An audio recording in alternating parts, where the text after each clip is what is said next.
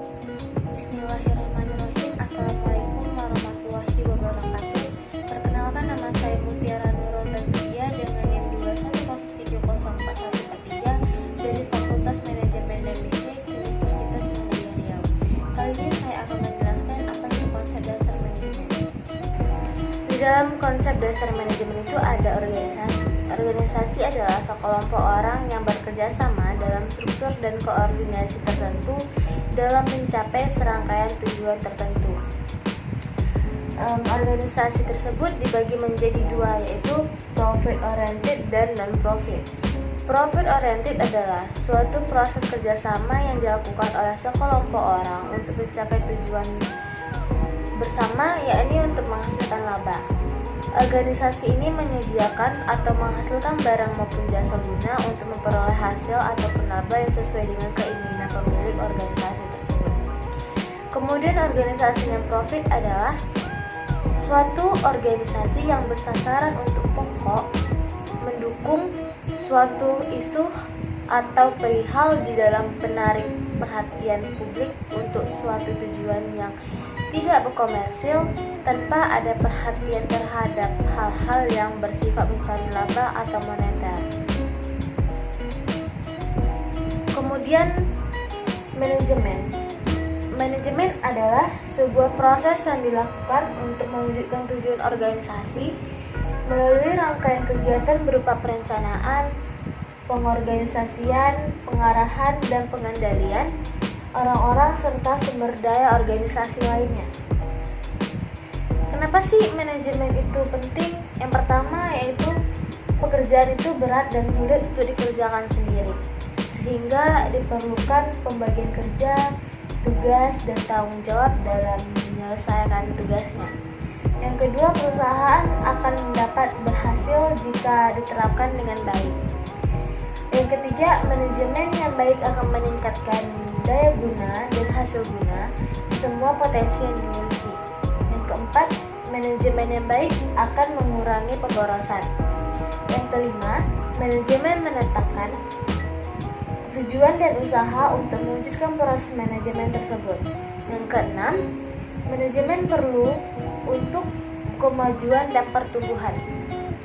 Yang ketujuh, manajemen mengakibatkan pencapaian tujuan serta teratur. Yang kedelapan, manajemen merupakan suatu pedoman pikiran dan tindakan. Yang kesembilan, manajemen selalu dibutuhkan dalam setiap kerjasama sekelompok orang. Kemudian ada fungsi manajemen. Yang pertama yaitu ada planning. Planning atau proses perencanaan dalam fungsi manajemen adalah tentang bagaimana perusahaan menetapkan tujuan lengkap dengan cara dan strategi untuk mencapainya. Dalam proses perencanaan, manajer perlu mengkaji dan mengevaluasi berbagai kemungkinan rencana alternatif sebelum memutuskan suatu tindakan. Perencanaan dalam fungsi manajemen adalah proses penting, mengingat planning merupakan langkah awal yang dapat mempengaruhi aktivitas perusahaan ke depannya. Tanpa perencanaan yang matang, fungsi-fungsi manajemen lainnya tidak akan bisa berjalan dengan optimal. Yang kedua ada organizing. Organizing atau proses pengorganisasian adalah 4 fungsi manajemen menurut para ahli yang berfokus pada pengaturan sumber daya fisik dan manusia yang perusahaannya miliki guna merealisasikan rencana tujuan. Biasanya organisasi fungsi ini dipakai untuk mengelompokkan suatu alat, tugas, orang maupun wewenang yang ada untuk tujuan pemenuhan rencana. Proses pengawasan dilakukan oleh manajer secara mudah dengan memanfaatkan fungsi pengorganisasian. Manajer dapat menentukan anggota kelompok, penanggung jawab, hingga jenis dan klasifikasi tugas melalui fungsi organizing. Yang ketiga ada directing. Directing atau fungsi pengarahan merupakan usaha untuk menghasilkan kinerja yang lebih efektif dan efisien dengan menciptakan suasana kerja yang dinamis. Untuk mewujudkannya, yaitu yang pertama ada bimbingan serta pemberian motivasi terhadap tenaga kerja. Yang kedua ada sosialisasi tugas dan seluruh kebijakan yang jelas. Yang ketiga penjelasan tugas pekerjaan secara rutin. Yang keempat ada controlling. Controlling atau proses pengawasan merupakan 4 fungsi manajemen menurut ahli terakhir yang digunakan untuk tujuan pengendalian. Fungsi controlling juga dapat dimanfaatkan sebagai alat untuk mengukur kinerja karyawan sesuai standar yang telah dibuat. Melalui fungsi controlling, evaluasi perbaikan dapat dilaksanakan bila memang dibutuhkan. Untuk merealisasikan fungsi controlling dengan efektif, yaitu yang pertama ada scheduling, yaitu penetapan waktu pengawasan sesuai dengan semestinya. Yang kedua ada routing, penentuan cara pengawasan yang diinginkan. Yang ketiga ada follow up, pencarian solusi atas sebuah masalah. Yang keempat ada dispatching, yaitu suatu perintah pekerjaan yang digunakan sebagai penguasa. Kemudian ada perkembangan ilmu manajemen dan manajer dalam kegiatan manajemen, yaitu pionir ilmu manajemen modern. Yang pertama ada Robert Owen dari tahun 1771 sampai 1851. Owen menekankan tentang peranan sumber daya manusia sebagai kunci keberhasilan perusahaan. Dilatar belakangi oleh kondisi dan persyaratan kerja yang tidak memadai, di mana kondisi kerja sebelumnya dan kehidupan pekerja pada saat itu sangat buruk. Owen berkesimpulan bahwa manajer harus menjadi pembaharu. Beliau melihat peranan pekerja sebagai yang cukup penting sebagai aset perusahaan. Pekerja bukan saja merupakan input, tetapi merupakan sumber daya perusahaan yang signifikan. Ia juga memperbaiki kondisi pekerjanya dengan mendirikan perumahan atau tempat tinggal yang lebih baik. Beliau juga mendirikan toko yang mana pemberian tidak kesusahan dan dapat membeli kebutuhan dengan harga murah. Ia juga mengurangi jam kerja dari 15 jam menjadi 10,5 jam dan menolak pekerja di bawah umur 10 tahun. Owen berpendapat dengan memperbaiki kondisi kerja atau berinvestasi pada sumber daya manusia, perusahaan dapat meningkatkan output dan juga keuntungan. Di samping itu, Owen juga memperkenalkan sistem penilaian terbuka dan dilakukan setiap hari.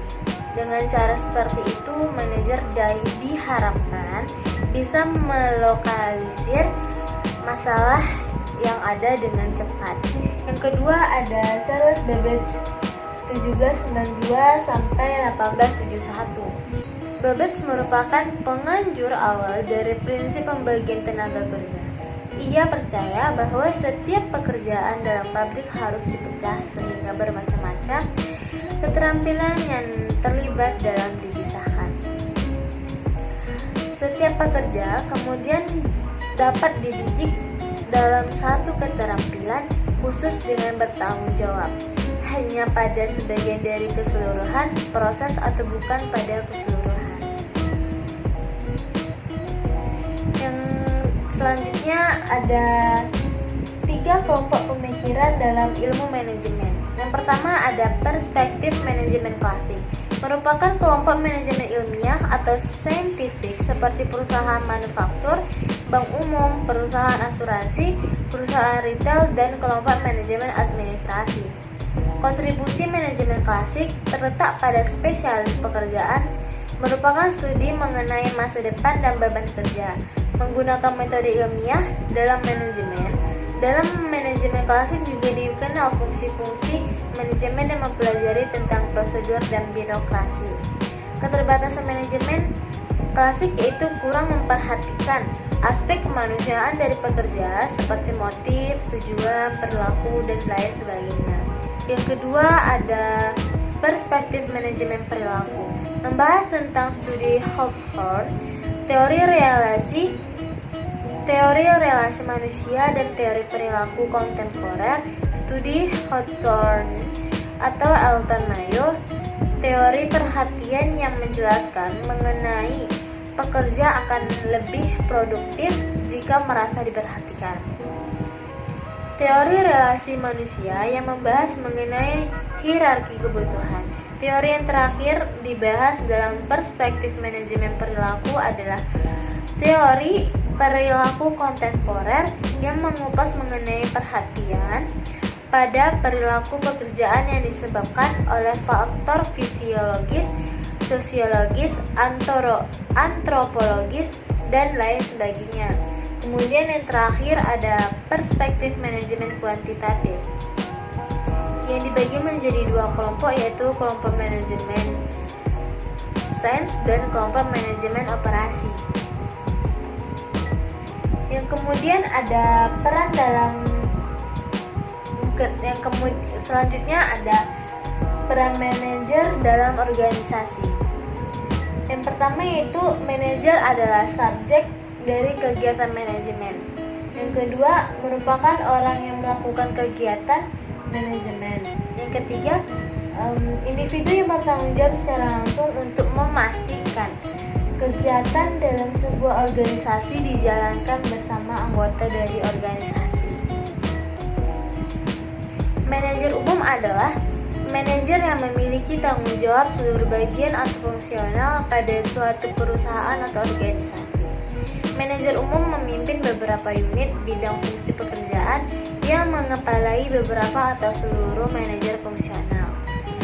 Pada perusahaan yang berskala kecil, mungkin cukup diperlukan satu orang manajer umum, sedangkan pada perusahaan atau organisasi yang berkaliber besar biasanya memiliki beberapa orang manajer umum yang bertanggung jawab pada area tugas yang berbeda-beda. Yang kedua ada manajer fungsional, yaitu manajer fungsional adalah manajer yang memiliki tanggung jawab pada satu bagian fungsional perusahaan atau organisasi pada yang tidak ikut campur pekerjaan fungsional pada bagian lain. Contohnya adalah seperti manajer keuangan, manajer pemasaran, manajer akuntansi, manajer operasional, dan banyak lagi contoh lainnya. Yang kemudian keahlian dalam manajemen. Yang pertama yaitu adalah keahlian teknis dan komunikasi. Yang kedua keahlian konseptual. Yang ketiga ada keahlian dalam mengambil keputusan. Yang keempat ada keahlian mengolah waktu. Kemudian ada lingkungan dan budaya organisasi dan bisnis internasional. Organisasi bisnis sebagai bagian dari lingkungan. Ada 3 teori organisasi ketika terkait dengan lingkungan sekitarnya, yaitu yang pertama ada teori ketergantungan sumber daya. Yang kedua ada teori institusional. Yang ketiga ada teori ekologi organisasi. Kemudian tanggung jawab sosial perusahaan, yaitu suatu konsep bahwa organisasi, khususnya perusahaan, adalah memiliki suatu tanggung jawab terhadap konsumen, karyawan, pemegang saham, komunitas, dan lingkungan dalam segala aspek operasional perusahaan, seperti terhadap masalah-masalah yang berdampak pada lingkungan seperti polusi, limbah, keamanan dan produk, dan tenaga kerja. Sekian, terima kasih penjelasan dari saya. Lebih kurang saya mohon maaf. Wabillahi taufiq wal hidayah. Wassalamualaikum warahmatullahi wabarakatuh.